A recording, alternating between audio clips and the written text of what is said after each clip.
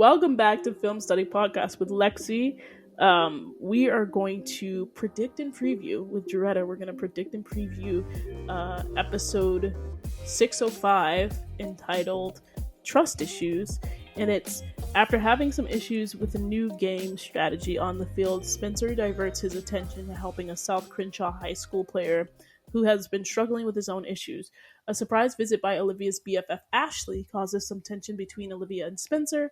Elsewhere, Laura guest lectures Coop's law class, and Layla helps Jordan find a new roommate at the beach house. This episode was directed by Kelly Williams. Shout out! I think that's who plays Nurse Joy, if I'm not mistaken, and written by our friend of the pod, Micah Cyrus. So, let's do. I'm surprised we didn't get Asher. I think Asher's story is being replaced by Coop with this one, but what do you think of Laura guest lecturing at Coop's law class? I think it's good. Like, I always like seeing more scenes of Laura. I like her. Like, in the beginning, I did not like Laura. I would love... she grew on me. So really? No, I love Laura. Yeah. I love Laura down. I've always loved Laura. In the beginning, I really didn't like her too much. So she really grew on me. So, yeah. I'm excited to see her guest lecture. In the beginning, I didn't really love Coop, and I still don't really love Coop, so I wish that we were getting Laura in a different Justice for Coop, okay? So I really wish that we were getting Laura in a different storyline, but I think it's going to be... I don't know, man. I hope that they gives us some tension with this storyline, because they've been so good, and sometimes Coop comes sideways at Laura, so I hope it's like Coop thinks that it's going to be like an easy breezy thing, and then it's just that like Laura is actually a very tough guest lecturer. So that's kind of what I hope happens. Oh yeah, that would be nice. That would be really nice.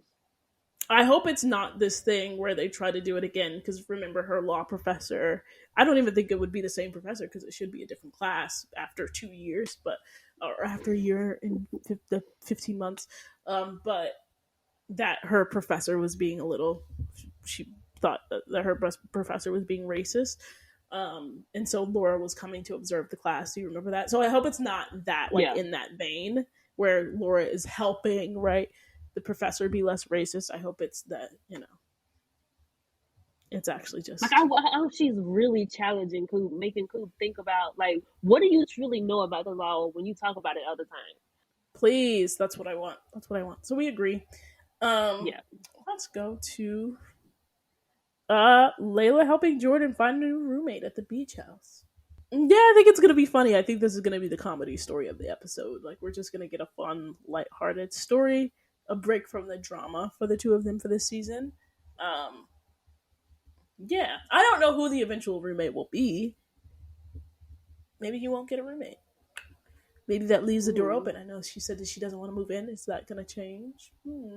I don't think it's going to change this episode, though. I should clarify. But I do. I just don't know if he's going to end up getting a roommate, period. I feel like it could also be somebody new, because now they're going to edit, like, I think 5 more episodes, and they talk about introducing new characters if the show gets renewed. I feel like they're going to test that. Right, and thank you. Yes, we just got information. I don't know why I forgot to talk about this, but we just got information that it is confirmed. There had been some rumors going around, but that they got 2 additional episodes. But it is confirmed that All-American got 2 more episodes to bring it to 15, to bring it to a more satisfying ending for this season, because season 7 is up in the air. So season 6 is not the confirmed final last season, but they are thinking about doing some sort of new generation. Yeah, it's just interesting, but maybe you're right. Maybe this is a way for them to introduce new characters for this eventual. I saw that in the article, but I ain't fully read it yet. But yeah, I agree with no, you. that's what you're saying. I actually think that like the roommate vehicle would be a good one to do it. But there's going to be some sort of new roommate. It might be a part of this All-American Next Generation cast. And then someone else that might be a part of this Next Generation cast, to your point, is this South Crenshaw player that Spencer's trying to help. Because 2 episodes about the same player, like, who is this and why is he important? What's going on?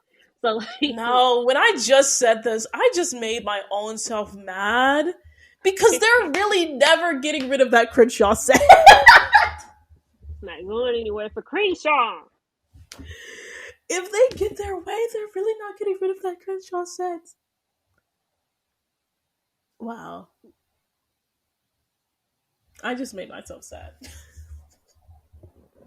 I don't care about these people. Like, it sounded like there's some trouble with the school, though, right? Like, so something's Right? wrong with it. And they Preach is saying there's like budget cuts or something. I have no clue what's going on. So they might get rid of it. I don't know. They're literally setting it up both ways. It's like when Homecoming season 1 finale came, and it was just like, oh, Brixton can be saved or it can shut down. Like, that's what this is giving. And depending on whether they know or not. Please. Spencer does not need another project. Do you realize, I thought before this episode Spencer was way older than he was. When I found out he was only 21, I'm like, what do you mean? What do you mean?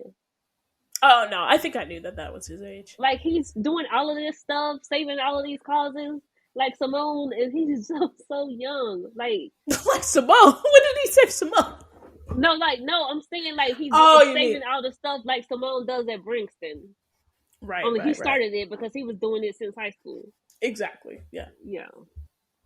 And I don't know why I thought he was like 25 by now, but it didn't make sense logically because they're in college. But no, I knew that he was 21. It's also because I don't think people realize that the first 3.5 seasons took place over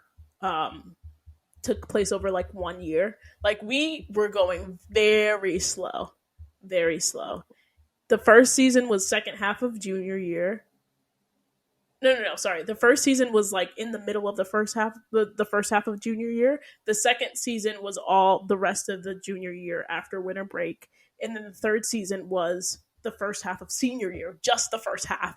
And then season 4 was the back half of season 4 A was the back half of senior year. So we've been literally just going very slowly through the high school years. And then when we got to college, it sped up. Okay, yeah, that makes sense. Because that's crazy. And that's why I'm like, when people come to me about all of this stuff and we bring up stuff when people bring up stuff that happened in season 1 or season 2, season 3 for these characters, I'm like, okay, that took place over like 3 months. Who cares about that? They're like 25,000 years from that point. So yeah, so that's our thoughts on the episode.